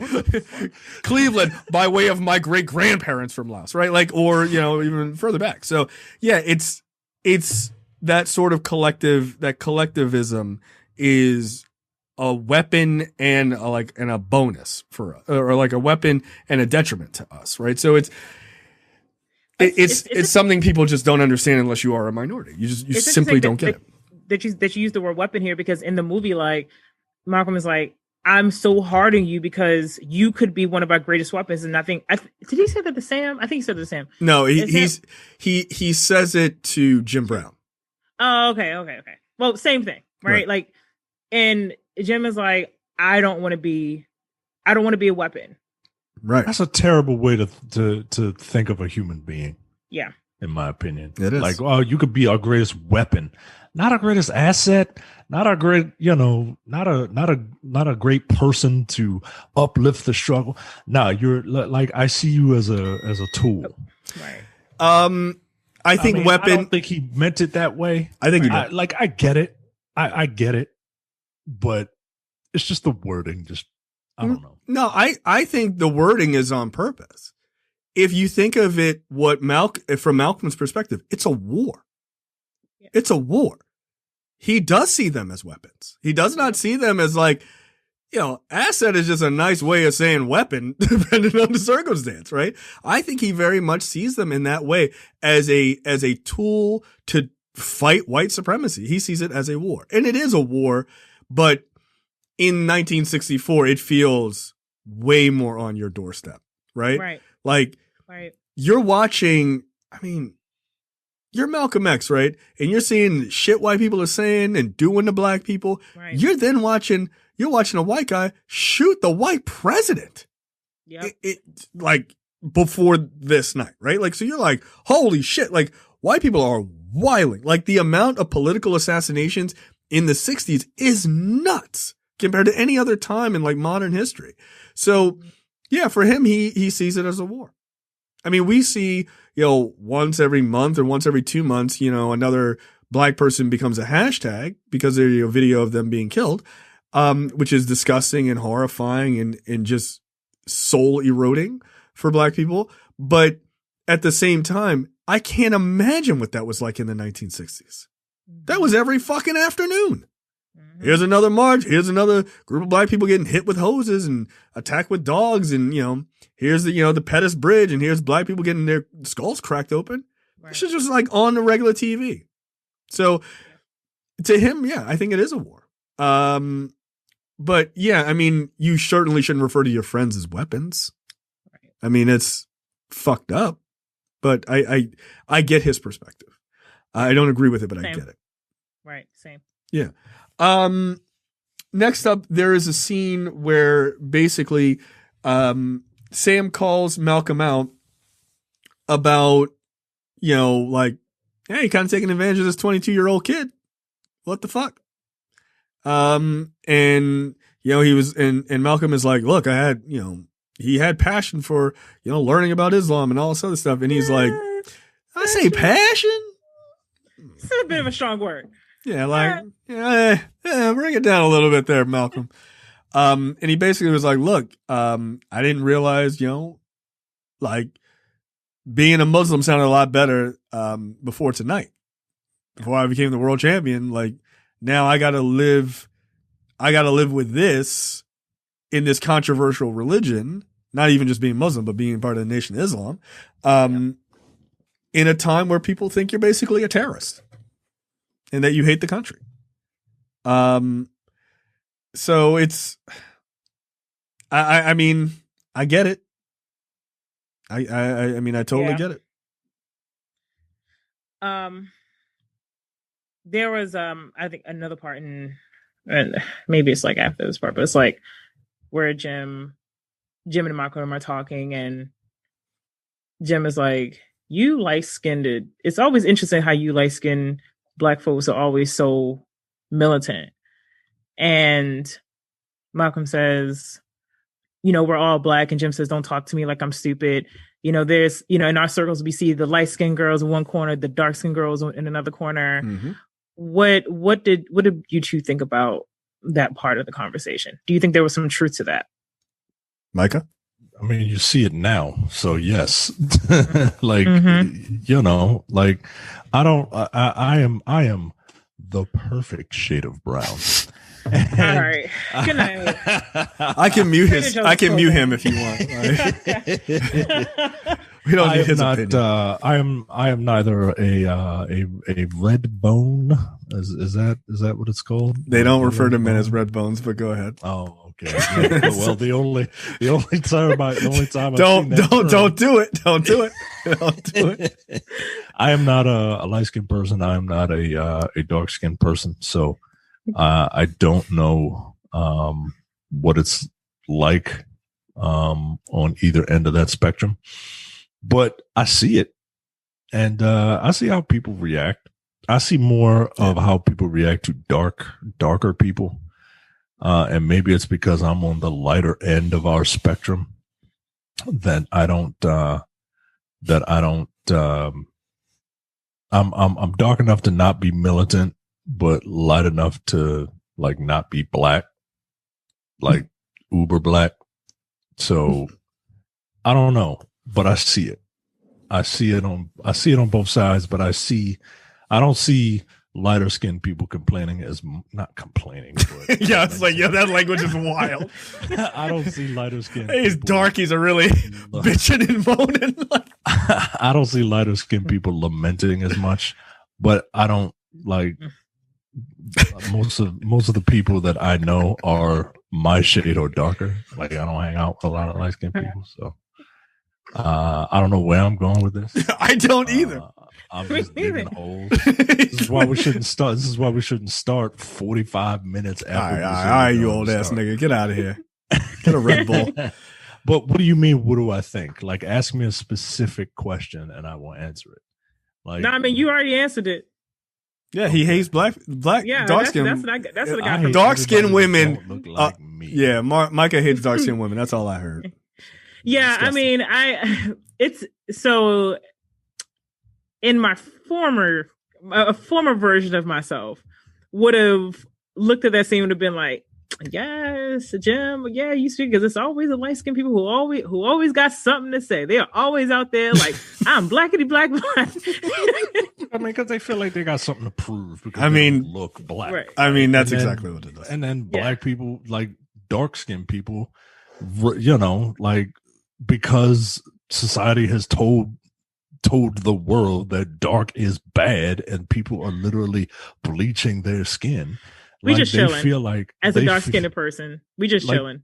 like they You know. was some of them feel like, you know, like wow, I'm in, like my son has books about his skin tone, right? Yeah. Like we have to teach children at an early age that Right. your brown skin, there's nothing wrong with your brown skin. It's the color of earth, it's the color of cocoa, it's the color of your teddy bear. Like, and that's fucked up, man. Yeah, Sesame That's Street fucked has a up. whole fucking song about it. Which the black character compares herself to the color of a horse, and I'm like, that's I don't know what you're talking. What? I don't know what you're talking yeah, about. but- like it's a little song, and the character's like, my skin's great, it's a great color. She's like, it's the color of a chestnut, beautiful chestnut horse. I was like, I don't need you to do that comparison. Like, there are many other things that are this color. A horse is not one that we need to use. It's a little weird, but it's a cute song. Yeah. It's a little, it's a little brown doll. Yeah, I mean, look, Jim Brown is not wrong about Right. any of what he said.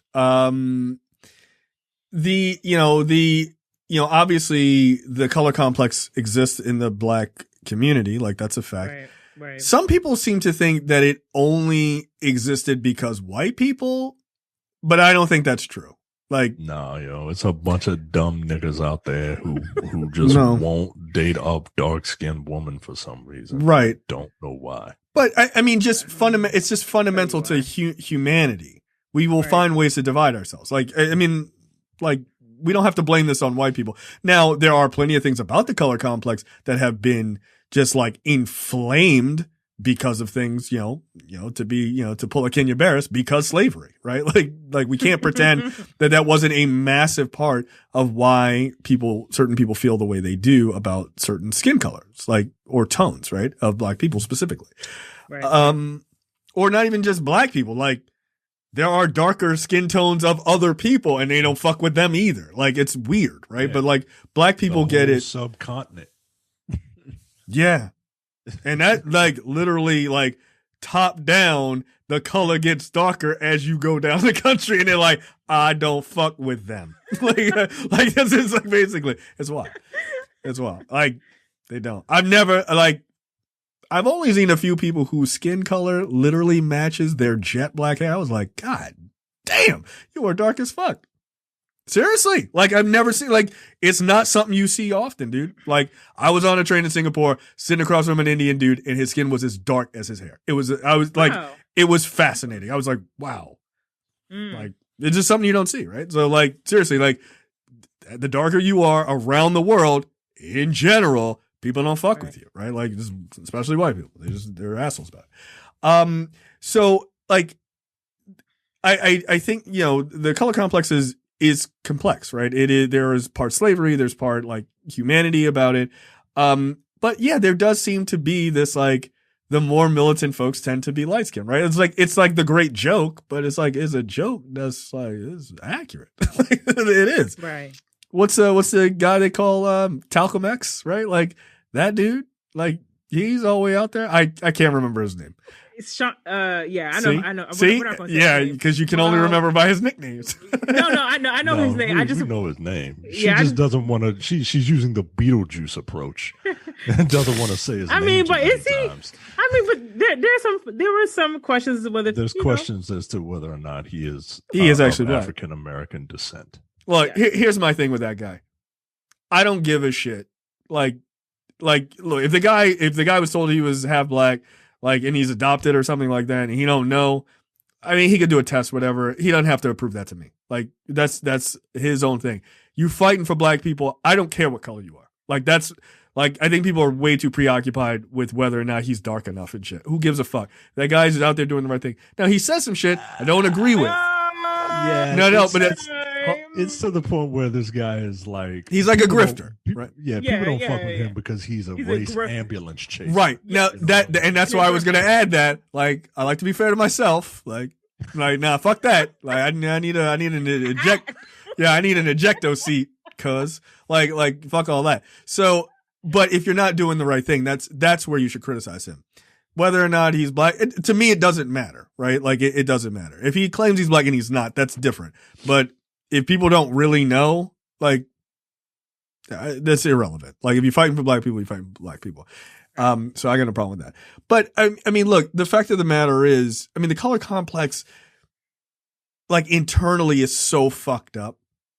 Like, I literally do not give a fuck. I don't give a fuck about the color of people, period, like, as a generality, but I cannot imagine being like, I fuck with this black person and not this black person because they're lighter or darker. Like, I have friends who are light. I mean, you know, they're all the worst. And then I have dark skin friends who are fine, right? Like, that's how it works, right? Light skin eyes and all that other bullshit, right? Like, so, no, I mean, I just don't give a fuck. And I just don't understand why anybody would. Like, it's weird to me. So, I mean, I'm brown. Like, I'm not super dark skinned. I'm darker than Micah because obviously I'm blacker than him. But that's just how it works. Yeah, the color of doo doo. That's what some kid. Now, I didn't tell my son that, but I've heard like children equate that to young black kids, and black kids are being traumatized by that shit. Yeah. You know. Oh, you know what my mom told me when I was younger? She was like, the name Amber, because, you know, it's like a white girl name. She was like, that's the color of piss. So there you go. Just keep that one in your back pocket in case you got to use it later. No, like, color doo-doo, get the fuck out of here. What color are you? I can see all your veins, you freak. Like, no, kids can be mean on the playground, and they should be. I'm gonna tell them to say that you're the color of jizz. Wow, Fuck these kids all the way up. Yeah, because they got to go ask their dad when they go home. Exactly. Dad, they said I was a girl. Jizz. Oh, what are they teaching you at that school? Right. Yeah, see, Micah's in for traumatizing these children. Yeah, please don't give Micah any money. Yeah. No, that's a mistake. Quite honestly, you should give me money because whenever there's a problem, what do? Throw money at it. Yeah, he ain't lying. You paying me, you paying yourself.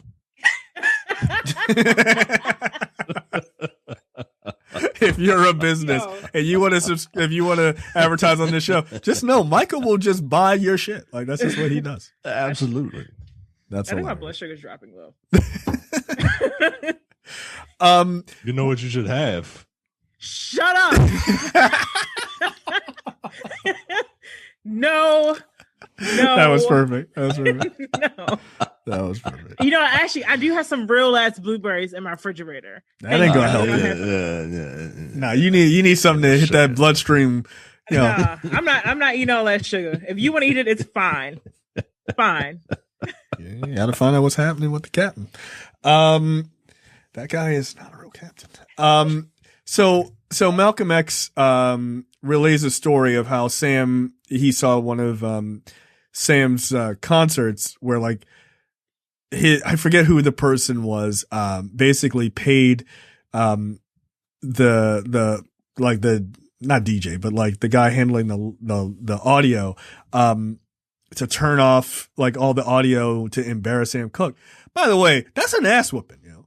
Like, that's an ass whooping. I'd be like, nah, that's cool. I walk right off stage and I beat that dude's ass and then I walk right back on and sing my songs. Like, get the fuck out of here.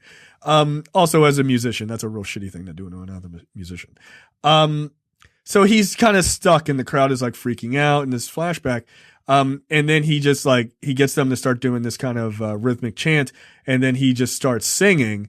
And Malcolm is telling that story, one, because he was there and he just thought it was an amazing moment, but he's telling it because he's like, you could move mountains with your voice.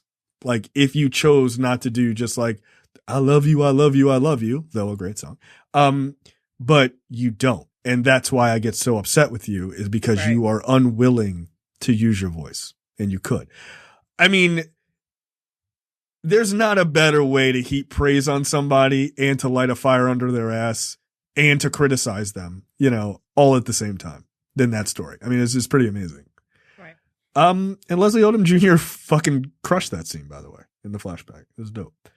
And so then, basically, Malcolm relays to everybody that he's thinking about leaving, the Nation of Islam to start his own organization.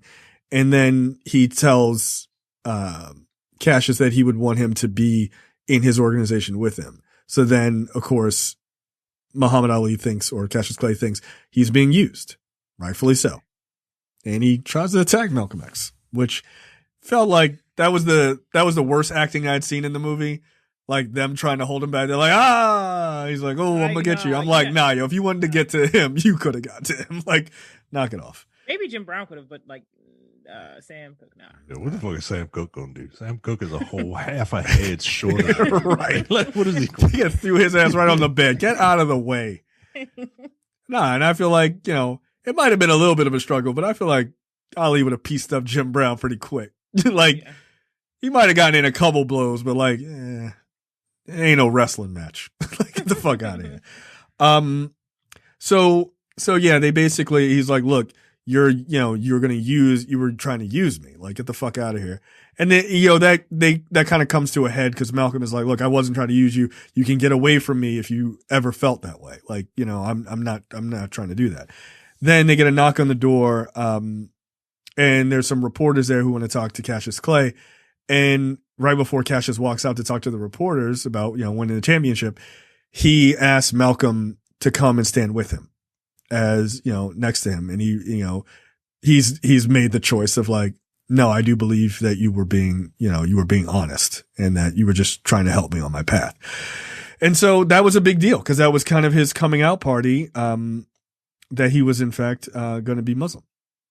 Then we cut to, Sam Cooke on Johnny Carson. And then he's like, he performs one song and then Johnny Carson's like, hey, do you have another song you'd like to do? And he's like, yeah, I have something I've been working on. I've only, shared it with my friends.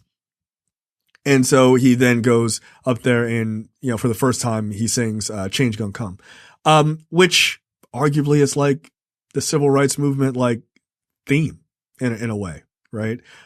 Such a powerful song by such an amazing artist. And you were literally watching that as a montage, with, you see Malcolm watching it on television and he sees, Sam say it. There's a montage of Malcolm X not at the big sort of coming out party for Muhammad Ali, in front of the Nation of Islam. You see, Jim Brown, announcing that he is going to be an actor full time and retire from the NFL. And then of course, it goes on to, show Malcolm's house being, firebombed, where he has to, run out with his kids and his wife. So something about, the performance on the Tonight Show. Leslie Odom Jr. did an interview. Did he do it? Yes. Quote, Sam sang that song, A Change Gonna Come. Sam sang that song on the Tonight Show. He sang Basin Street Blues, and he debuted A Change Gonna Come on the Tonight Show. If you go and search Basin Street Blues on the Tonight Show, you can find it. If you search for A Change Gonna Come, you can't find it. It doesn't exist. The tape had been destroyed. I thought for sure when I got the job, I was like, oh, this tape exists somewhere. So they're going to show me the tape so that I know how to sing it so that I can, replicate this monumentous moment. But nobody had it. They specifically did not want that tape to be seen. So he had to kind of guess how this performance was done. Wow. Wow. That's crazy. Wow. Yo, Like that's and to, you know, the point of the film, right? The point of the film, at least Malcolm X's point, that's how powerful his voice black celebrity can be. Mhm. Like entertainment can be. Like they didn't want that shit to be seen. Mhm. And so look, it's all complicated, right? Like Right. I don't think one thing or the other. You know what I mean? Like, because nothing of substance is ever binary like that. Yeah, and they call Malcolm out for that. Yeah. Right. Like it just doesn't, that's not how life is. Right. And I really wish more people would understand that. Like it's not me just right. Like you know, I get labeled as kind of a fence rider sometimes, and it's not that I'm a fence rider. Like I have opinions, but I try to see what the other side of the fence looks like. You know what I mean? To try and understand. And I don't know. I feel like more people need to do that. Yeah, no, I don't think you're wrong. I mean, you're a filthy centrist, but you know, whatever. I mean, that's how it goes these days. Right. You gotta abolish all capitalism, or you gotta be in bed with Jeff Bezos. Like that's that's it. Like there's no middle ground. Like you are Jeff Bezos. That's the other side. Right. Well, you are Jeff Bezos. Right. So stupid. I just don't. But I like Amazon though. Like I don't think they should have unlimited power. But I like my packages. Yeah. Right. I mean, look, the idea of, you know, sort of having, I mean, at the end of the day, Sam Cooke's character is the one I relate to the most because he's nuanced. Right? Yeah. I mean, he's like, look, partially he's right. Hey, out in LA, the only color that matters is green. That's partially true. It's not completely true, but it ain't completely wrong either. Right? Like, no, it don't matter. Yeah, like it does though. Like money talks. Like it does. So you can be black as fuck, but if you got Beyonce and Jay-Z money, they leave you alone. Like they do. For the most part, people leave you the fuck alone. Well, I mean, yeah, I mean, Jim Brown also says it like early in the film, like the reason why he's always in the hot seat and no one does anything is because he keeps winning games. Yep. That's it. Yeah. Look, you think Colin Kaepernick would have gotten as much trouble if he had knelt that year that he took the 49ers to the Super Bowl? Yeah, if he would have the Ravens that year, just want to hurt you. Shit. Hey, look, as a Ravens fan, a whole bunch of people kneeling.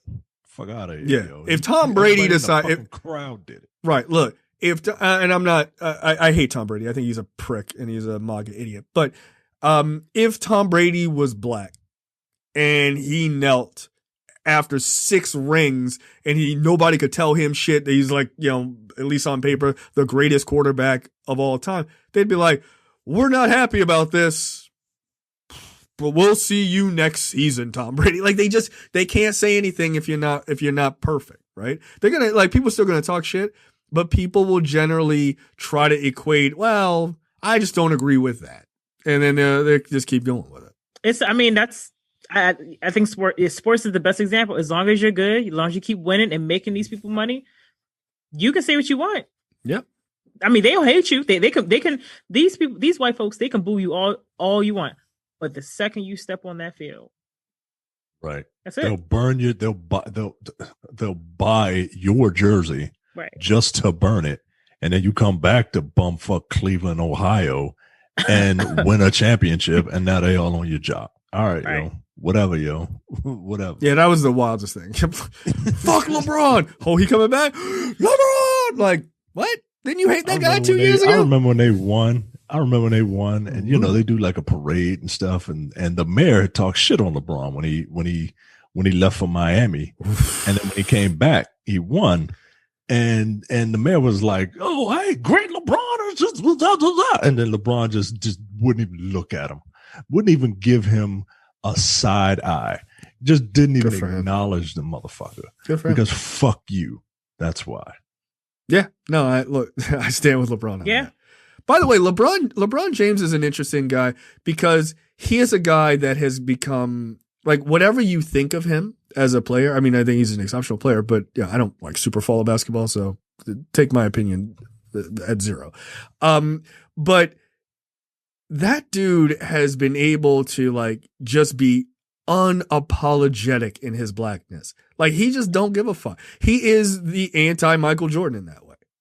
Right? He really is. Michael Jordan was like, Republicans buy, Jordans too. And he was like, yeah, all right, well, fuck them. And I'm still going to sell my shit. Like, this is who he is. He just does not give a fuck. And it's weird because I think it's a generational thing where he realizes the game. And sometimes the game is like, put pressure, right? Like you gotta stand up and say what you want to say.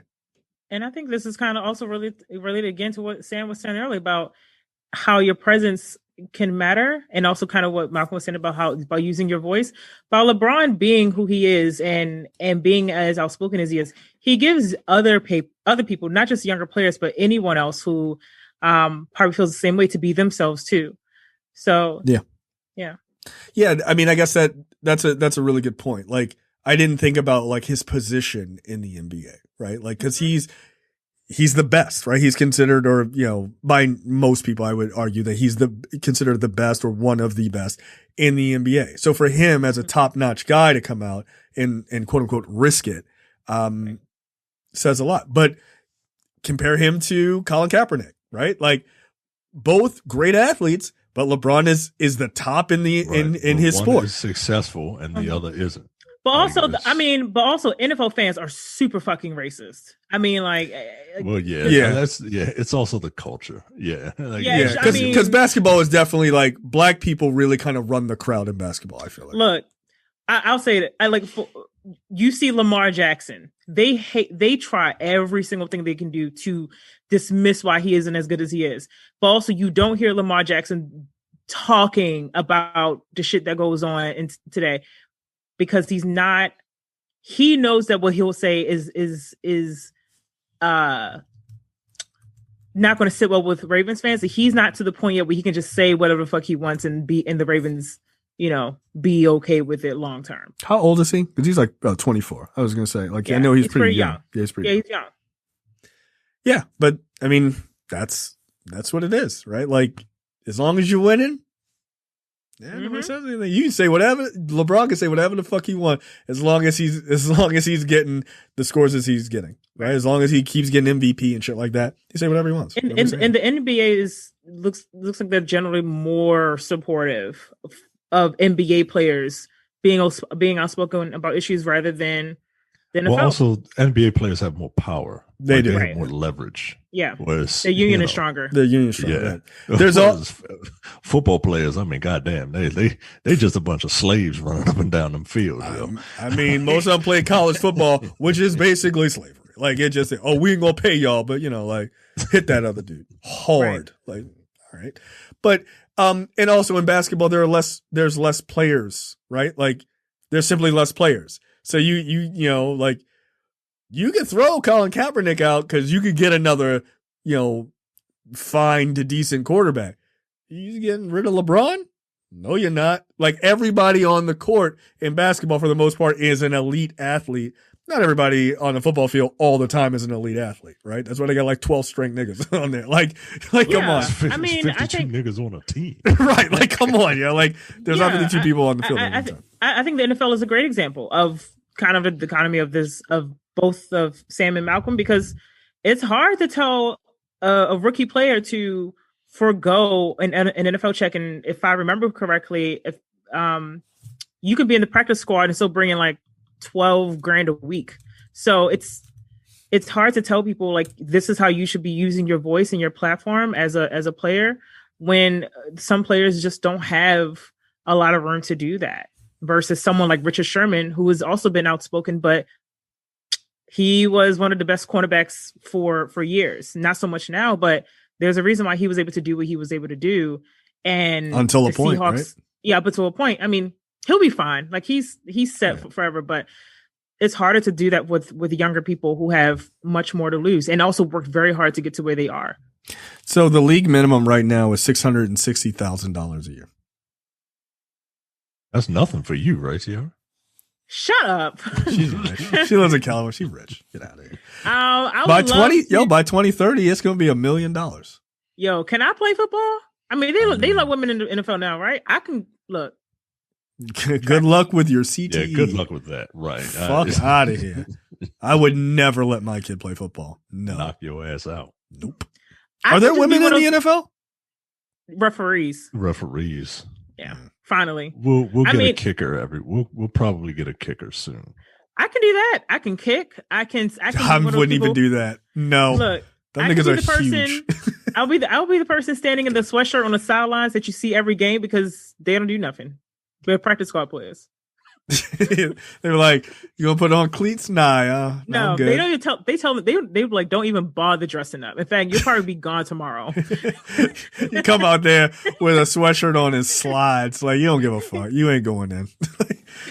I don't even They'll put the get paid, pads on. I don't even worry about and it. they also get Super Bowl rings if they're still on the team. Yeah, hell yeah. Give me my Super Bowl ring. You could be a Super Bowl champion. I could be a Super Bowl champion. Don't play one down. Yeah. And I sell that ring when shit got tight. I'd be like, all right. I ain't deserving this. All right, so that's pretty much it. There is one quote from Malcolm X which I thought was interesting. This is from February 19th, 1965. He says, "It is a time for martyrs now, and if I am to be one, it will be for the cause of brotherhood. That's the only thing that can save this country." And then he died 2 days later. Yeah. Or he was murdered. Sam was already dead by that point, right? Because he died later that year, 64. Oh, I don't know what year Sam Cooke died. I think he He died. died that year. He died in September, December 64. Oh, okay. Yeah. I don't know that. Yeah. So look, I thought it was overall a very good movie. I enjoyed it. The one thing I would say is I enjoyed the performances by all four leads. I thought they were all good. I look forward to seeing more of them. Is Leslie Odom Jr. Would you give him the Oscar? He's supporting actor. Best With supporting Daniel Kaluuya and Lakeith Stanfield. No. I probably wouldn't, but It's a great performance. Daniel Kaluuya and Lakeith Stanfield are going to cancel each other out. Yep. Sam Cooke, he had a great performance. Who else is nominated? I saw that one movie, Sound of Metal. Yeah, and, but that's not best. That one dude, The supporting actor for it. He was did a good job. Yeah, he did a very good job too. I don't know. Okay. I don't know. I mean, could it's see. not out of the realm of possibility. Yeah. No, I wouldn't be mad about it.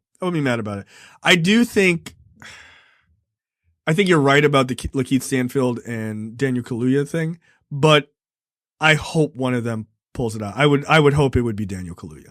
I really would. I thought his performance was great. I would love to see Best Actor go to Chadwick Boseman and Best Supporting go to one of three black men. I think that's dope. That'd be dope. And shit, even that white dude, like, it'd be nice to see it go to somebody who's disabled. He's deaf. Oh, I didn't know that. Okay. Yeah. Cool. Sound of Metal is a great fucking movie. Well, he's coda. Like, he's a child of deaf adults, which, like, it makes his speech a little odd, but it's considered a type of disability too. So yeah, he's disabled. So, yeah. So any four of them I would be happy with, but I would hope it would be Daniel Kaluuya because I thought his performance was great. All right, that's it for us. Any parting words before we get out of here? Nope. No. Okay. All right. We will see you guys next week for a preview episode for episode 197. See you. Bye. Peace. You're watching the Black on Black Cinema YouTube channel. Make sure you check out our full reviews of black movies, past and present. And every other week, we do a preview episode where we talk about a random topic that affects the black community.